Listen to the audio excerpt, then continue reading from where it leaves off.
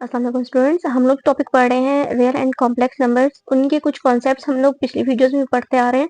उनमें से कुछ इंपॉर्टेंट कॉन्सेप्ट्स रह गए थे जो आज हम इस वीडियोस में क्लैरिफाई करते हैं। ठीक है, let's suppose if A is zero, कि अगर हमारे पास एक इंटीजर है वो जीरो है, देन उसका उस इंटीजर का nth रूट भी जीरो हो गया। ठीक है, एग्जांपल से हम समझते हैं। लेट्स सपोज हमारे पास यहाँ पे ए जो है वो जो इंटीजर है वो हमारे पास जीरो है। देन हम ये करते हैं कि अगर जीरो है तो उसका क्यूब रूट nth रूट, चाहे वो nth रूट इवन नंबर है या ऑड नंबर है, उसका आंसर भी जीरो ही आएगा।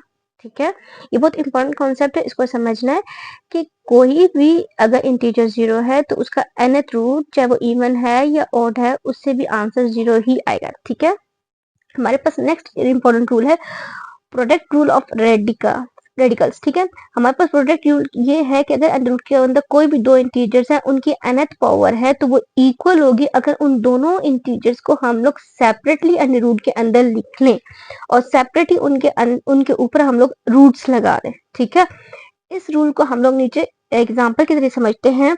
लेट्स सपोज हमने एग्जाम्पल की, ये हमारे पास ला का राइट लेफ्ट हैंड साइड है और ये राइट हैंड साइड है। ठीक है, हम ये करते हैं, हमारे पास एक क्वेश्चन गिवन है under root 6x under root into under root 6y square. ठीक है, हम क्या करते हैं, क्योंकि हमारे पास राइट हैंड रूल को यहाँ पे लिखा गया है, राइट साइड को लिखा गया है फार्मूले की। हम क्या करते हैं कि under root 6x and under root 6y square को इस कंडीशन में, अगर क्योंकि हमारे पास इस कंडीशन में गिवन है क्वेश्चन। ठीक है, अगर हम इसको राइट हैंड साइड वाली कंडीशन में लिख लेते हैं तो हमारे पास क्या हो जाएगा कि ये जो 6x अंडर रूट है और 6y स्क्वायर अंडर रूट है वो एक ही अंडर रूट के अंदर आ जाएंगे। उसके बाद क्या हो जाएगा कि दोनों ये 6 और 6 मल्टीप्लाई हो जाएंगे तो हमारे पास ये y स्क्वायर आ जाएगा एंड x आ जाएगा। ठीक है, इनके साथ हमने क्या किया कि इन दोनों के जो कॉन्स्टेंट्स हैं उनको मल्टीप्लाई कर दी, क्योंकि एक्सपेरेंट्स हमारे पास अलग अलग है, लिहाजा इनको सेपरेटली लिखने दिया है। वी नो दैट कि हमारे पास जो 36 है वो 6 का रूट है।